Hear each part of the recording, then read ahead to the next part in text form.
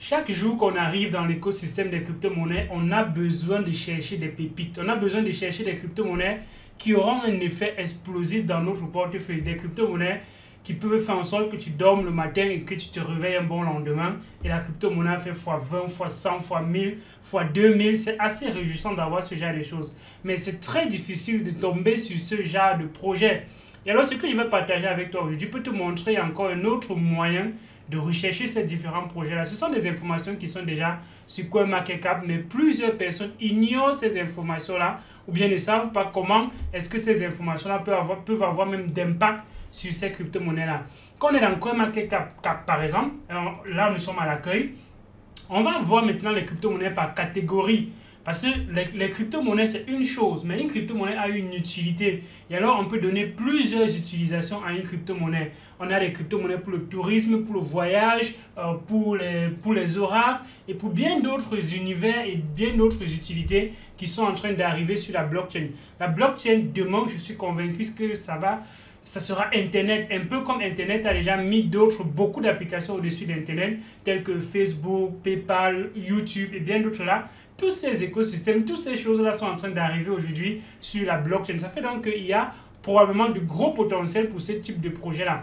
Donc, voir les crypto-monnaies par catégorie aussi, ça peut vous permettre de voir les niches qui sont en train de se créer. Ça peut vous permettre de voir des écosystèmes, des utilités qui sont en train de se créer. Et ça veut donc dire que potentiellement, si ce sont des utilités où il y aura beaucoup de demandes, la probabilité que ces crypto-monnaies performent est également grande. On voit par exemple là, on a le secteur du jeu, le secteur du gambling. Gambling, ça veut dire des paris sur la blockchain, où vous pouvez donc faire des paris directement sur la blockchain, un peu comme les paris foot, ou bien vous jouez, vous tournez la roue, ainsi de suite. Ce sont des choses qui existent déjà sur la blockchain.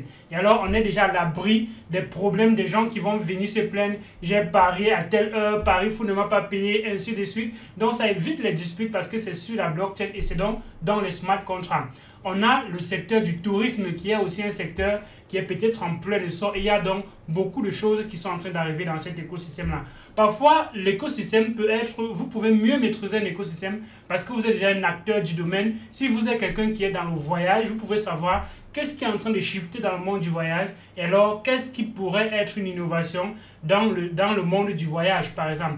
Et alors, vous pouvez donc voir quelles sont les choses qui sont en train d'arriver, quelle est la proposition value qu'on a déjà au niveau de la blockchain et ça peut vous permettre de comprendre peut-être ceci peut avoir plus de traction que l'autre. Moi, je ne pourrais pas analyser ces informations ici parce que je ne suis pas professionnel du voyage et probablement je ne pourrais pas avoir la même analyse que quelqu'un qui est déjà professionnel du voyage, par exemple.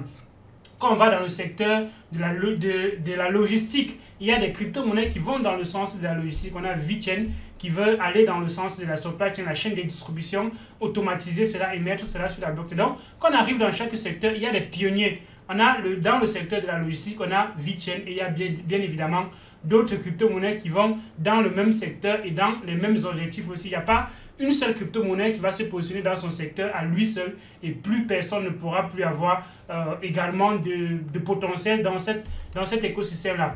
Quand on va dans le système des données privées, qui est un système qui est en plein essor et qui a donc beaucoup d'opportunités parce que les gens sont en train de se rendre compte que depuis longtemps, les plateformes prennent les données et vendent cela alors qu'eux-mêmes, ils pourraient justement faire de leurs propres données une source de commerce, une source donc de revenus. C'est pour ça qu'il y a plusieurs crypto-monnaies qui vont dans le sens. On a déjà parlé du token Rose, on a parlé de Basic Attention Token. Il y en a des tonnes qui vont dans le même sens.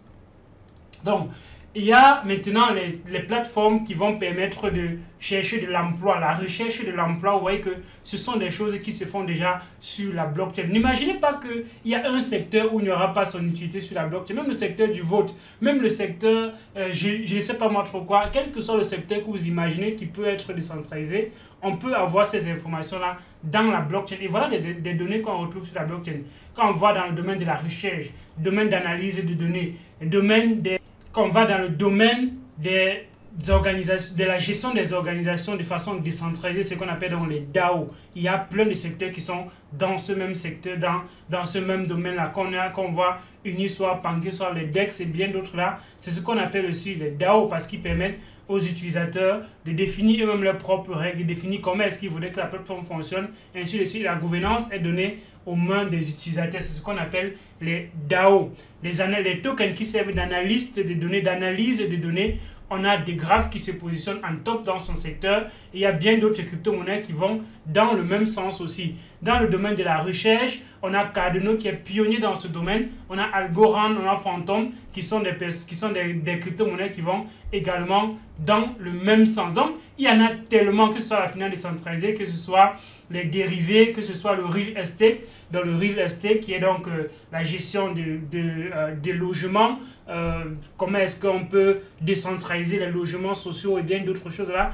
Dans le monde de l'immobilier, ça va donc être dans le secteur des real estate. Il y a donc plusieurs crypto-monnaies qui vont dans ce sens-là. Le pionnier, c'est Lab Group. Quand on va dans le domaine des projets qui lancent d'autres crypto-monnaies, ce qu'on appelle les launchpads, on a le pionnier ici qui est Polkastarter. Donc, quand on parle de pionnier, ça veut dire celui qui a la plus grande capitalisation parmi tous les crypto-monnaies qui sont dans le même secteur. Donc, quand on est dans un secteur, quelle est la crypto-monnaie qui a le plus de capitalisation? C'est uniquement ça qui va faire en sorte qu'on dise que cette crypto-monnaie est pionnier dans son secteur.